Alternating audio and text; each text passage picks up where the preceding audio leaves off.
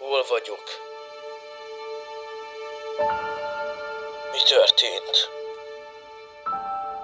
Thor a világban volt, amit megteremtett, de a számüzetése után mindent elfelejtett.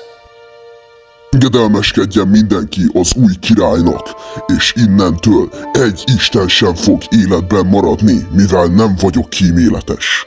De volt valaki, aki nem hódolt be, és meg tudott szólni.